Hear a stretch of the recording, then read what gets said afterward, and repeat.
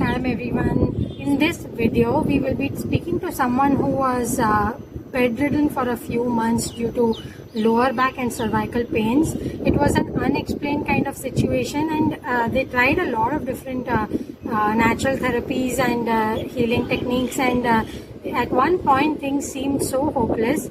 Like I knew this person really well, and I had seen this panning out, and after a few months I actually saw her doing Kalaripayattu on Instagram, and you can imagine how fascinated I was.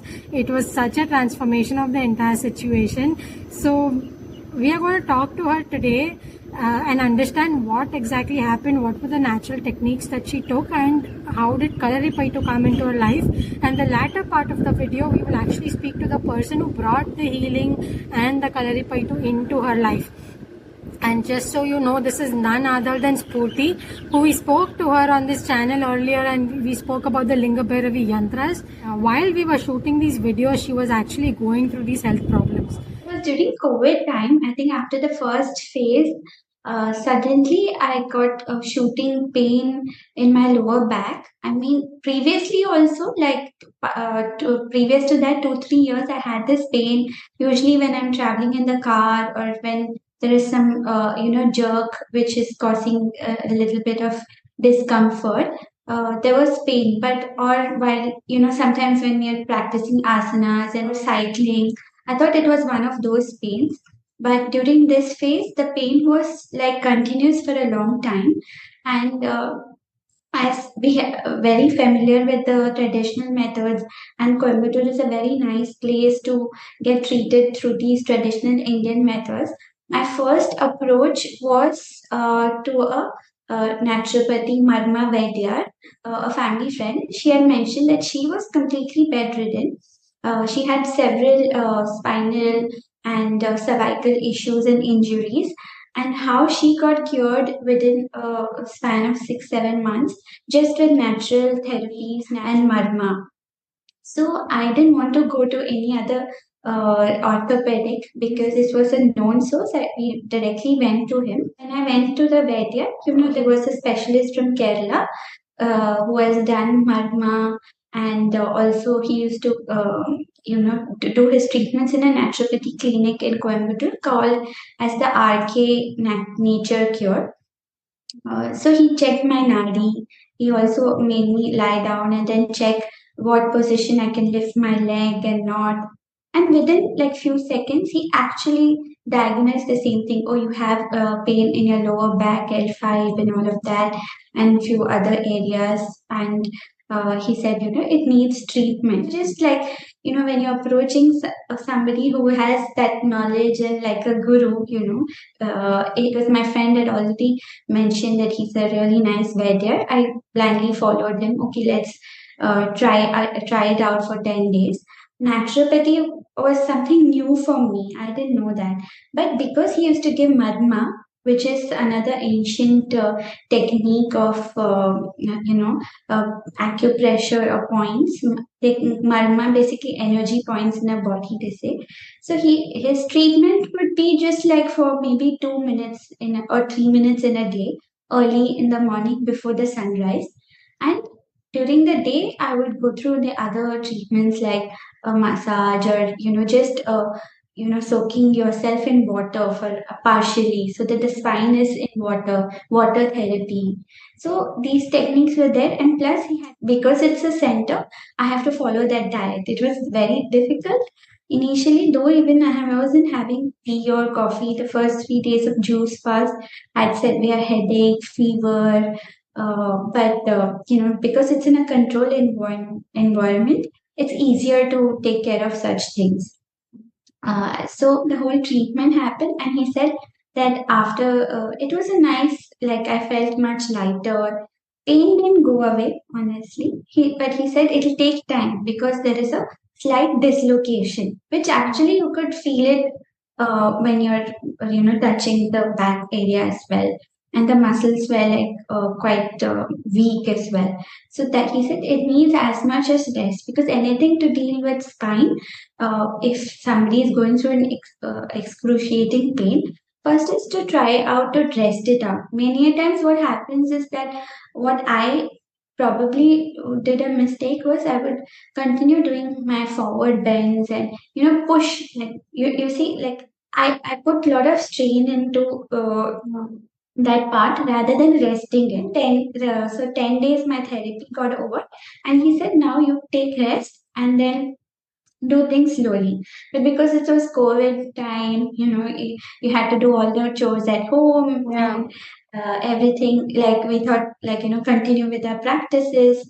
The next time when I went for the consultation, he said it's gotten more worse. And he said now you have to completely rest it out.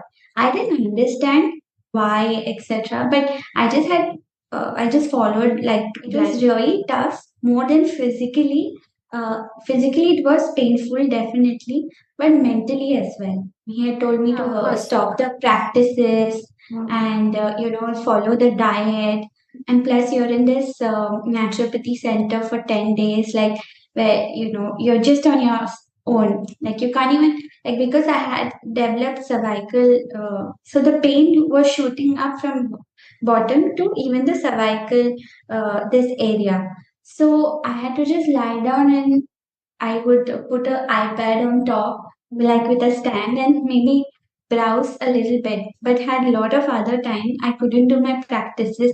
All that guilt catches up. You're not able to do this. It's paining. So I feel it took a toll mentally or beyond than physical after a stage. So I continued the therapy for like 5, 6 months. I lost like about 6 kgs. That was good. But what happened because the diet was as such, I felt that I lost a lot of muscle also. And I was not too sure, like, because he said because it's very delicate, no need to do any asanas or exercises, which now I might think maybe I needed a little more support of doing some movement.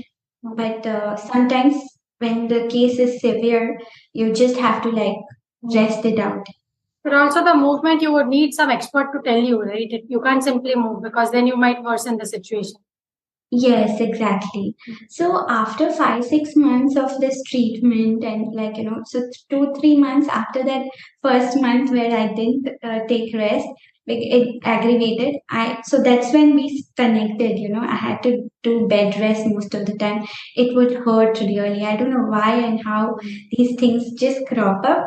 There's no logical answer to this, and we can go behind many reasons that why it could have happened. Probably it could have been some small injury when you're, driving, or some shock, and then that gets aggravated over the years if there is an improper posture. So the whole period, like 5, 6 months, I followed the naturopathy diet. No idli also. Just so you viewers understand, at this time, it was just when the second wave was starting.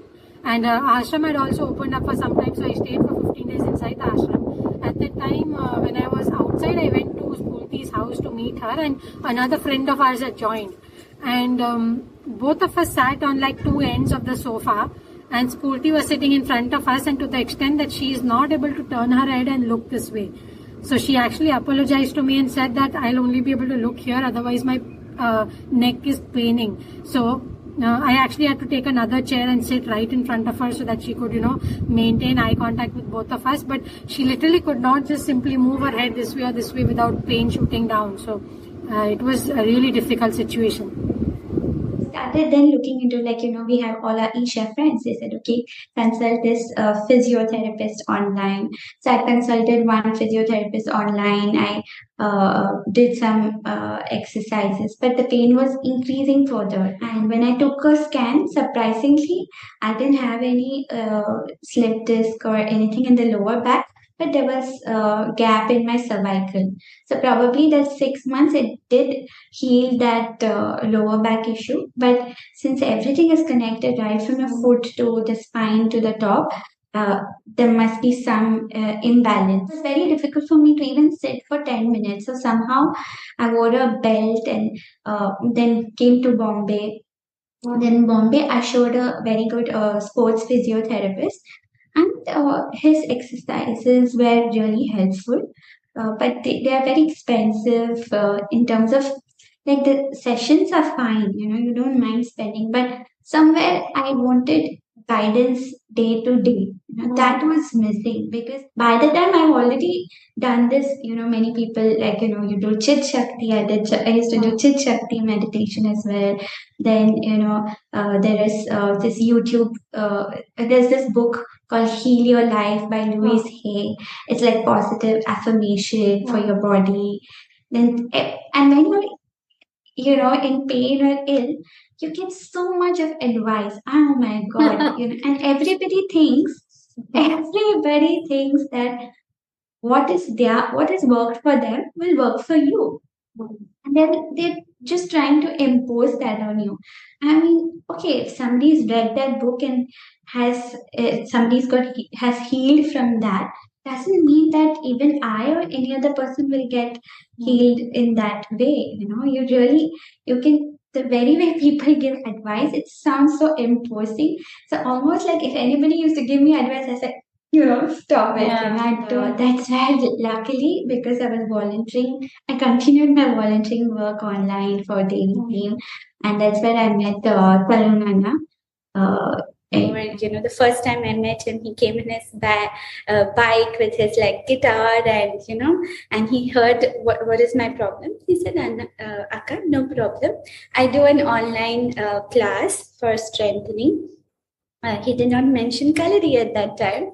He said, why don't you join that, and it'll be really helpful. And I was like, great, I want one-on-one training. And I was very, generous to actually guide me nearly like 15 days and more on a one-on-one basis. And I think from March end, we started training online, basically starting from basics of strengthening and various postures, balance and all of that. And then I would say he suddenly he said, starting with Kalaripayattu. I was aware that he just conducted, but it was like I could never imagine doing kalari. It's because when you look at the videos of all people who are doing kalari or even Isha Samskriti, it's so overwhelming. I thought it's not possible for me in this lifetime at all, but it's only because of him and the kind of presentation, the patience, and the way he teaches. It really inspired me to give it completely and just trust him to go ahead doing it. And it's been a beautiful and very nourishing journey, because as I said, I've had tried physiotherapy, posture balance, naturopathy, Ayurvedic, and everything. But with his help on one-on-one training and then learning the basics of Kalaripayattu, it's removed all my fear, and it's made me do things which I've never done before. And I realized that, oh my God, there are like millions of muscles and things in our body which we have never used before. And thanks to him that I've been able to do certain postures which I could have never imagined. And this is just a beginning, lots more to go. I would again say it is merely his dedication which inspires us to give it completely. So it is so great, Sphoorti finally found Tarun Anna. Let us speak to Tarun Anna himself. Let us understand. That's good. Okay. I met Sphoorti at her home when I was actually on my motorcycle with my guitar.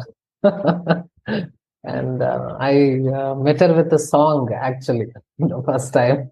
That time, I had just resumed, teaching Kalaripayattu, some yoga aspects and exercise forms. And I just told her I'm doing this. And that is when she opened up, telling she also wants to do these kind of things, but there are some inhibitions. She told me about her back, her neck, shoulder, and wrist. I said, okay, let's meet and see what can be done. So I did a few simple checks that in a way that I know. and saw some imbalance in the muscle, which inhibits joint range of motion. In a way, all these are connected to the nervous system.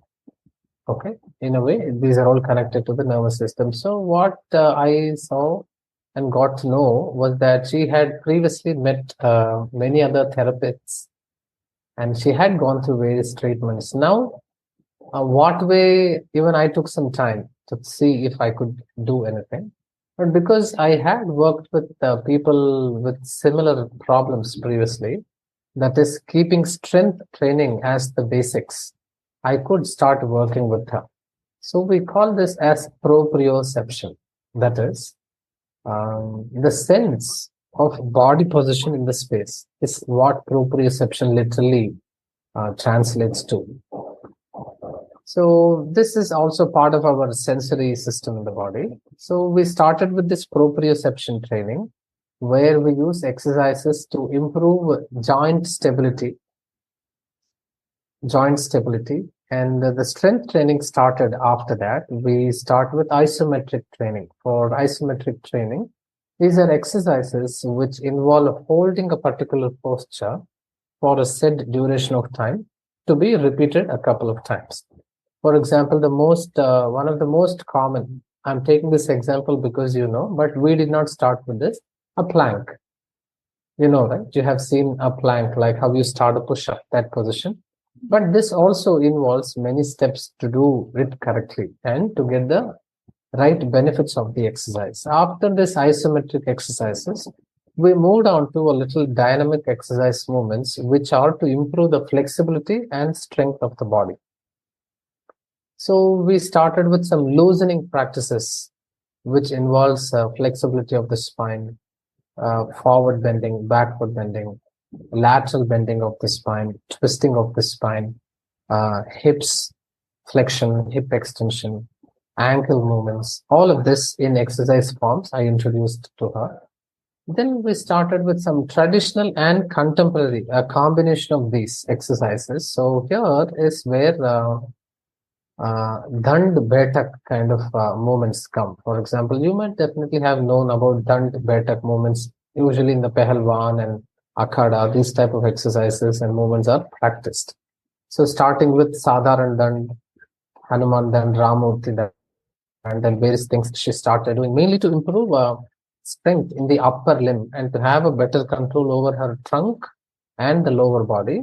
And Bhetak are like squatting type of exercises, starting from bilateral movements. That means working two limbs, that is both right and left at the same time, and unilateral exercises, which is using only one side of the body, more in specific. This is when we are able to correct the imbalances between right and left in a big way. Okay. So Dand, Bhetak, and then some plyometric movements come much later. Plyometrics mean explosive type of movements. As an example, you can consider a simple jump. A simple jump is again a plyometric movement. Like this, there are progressive methods of training. I want to emphasize this word. Progressive overload should be there in training. The biggest concern is that when someone takes up any methodology of exercise or fitness, they need someone to assess what is their level. That is what I was able to do with Sphoorti, and that is how she could overcome these hurdles and get rid of her pains, improve strength, and build confidence both physically and mentally. And she is now practicing Kalaripayattu. Okay, now I also have to tell Kalaripayattu, how I introduced was through practice of Vadivukal. Vadivukal, we have something called Ashta Vadivukal, 8 major animal postures and stances. So holding the Vadivukal, for example, Ashva Vadivu, Gaja Vadivu, Mayura Vadivu, Sarpa Vadivu, Marjara Vadivu, Kukkuda Vadivu. Like this, we have 8. What is Marjaga? I think all the other animals are understood. Gaja is elephant, Mayur is peacock. Sarpa I snake. also, I think I missed one. That is the wild boar. We call this Varaha Vadivu. Varaha, yeah. But what is Maharaja Mavadivan? So Marjaram means a cat. Cat. Wow, cat Yes. is known So, for its flexibility, so, no? yes, you can consider the cat family itself, not necessarily the domesticated cat. The entire cat family you can consider. Okay, the way it lands, the way it moves, the way it hides, all of these things are there. So initially, this is where, and we specifically take Ashwavadivu and Gajavadivu for the building the foundation, which improves the strength in the hips, in the thighs, back, and also the arms to start with. So these are the easiest ones that you can start with to build the foundational strength, coordination, spatial awareness also. Okay. And then Vadivu Ketangal, Erakkangal, that is movements in Vadivugal. Okay, to move forward, to move backward, to move sideways, and slowly start increasing the complexities. Then I introduced Kaliduppu Reedigal, a very, you also spoke about this previously, right? Nerkal. The leg swing methods are called Kaliduppu Reedigal. So here we use Kaliduppu Reedigal, starting with Nerkal, Konkal, Puram Veedikal, Agam Veedikal, and then Irthikal, Malar Nirthikal. Like that, it goes on. We have 62. Yeah. There are 62 different variations of this Kaliduppu Reedigal, which takes time, practice to go up in the ladder and learn the practices. And we have Chuvadagal, we have Adavugal, Mei Abhyasangal, Mei Payattugal. In Mei Payattu, we break it into small segments and teach it as Arappu. Just like how you have a song choreographed, you have Pallavi, you have like that, bits and pieces. It is taught that way. So now she is learning some Mei Payattugal, Vanakkangal, and sequences like that. Wow, great. And the pace of improvement, was it as expected, or how do you kind of set expectations, or you don't set it, you just see how it goes and kind of keep looking at how to approach it at every stage when there is a actual treatment kind of a thing involved, because it's not just simple of a healthy person learning exercises. Yes. So generally, our Gurukul, if she was in the physical presence of a Guru, they will be able to do some marma treatments or ulichal, okay, using some oils and treatments they could do to correct these things. But even this treatments would take a few weeks to months depending on the condition. But I am solely relying on strength training methodology, corrective exercises methodology to relieve her from pain. Okay. So that way, setting expectation, what you spoke about, yes, we set expectation. The foremost thing is to move without pain, right? That is the first and foremost thing. But at initial stages, for example, say she has pain in the back, and that is if it is identified with limitation in the range of motion, we want to fix some tension of few muscles through few exercises. And next time we try and understand what is the scale of pain and what is the level of range in a particular movement that she is able to do. That is how we assess. So that is how through exercises I'm trying to help her. We will be doing another video where we actually understand Tarunana's history, because Tarunana is like, it's a fascinating whole story in itself. It includes his inspiration of Arnold Schwarzenegger, how he met Sadhguru, how he was an award-winning bodybuilder, and how he became the way he is now. It is a really fascinating story, so do watch that video as well.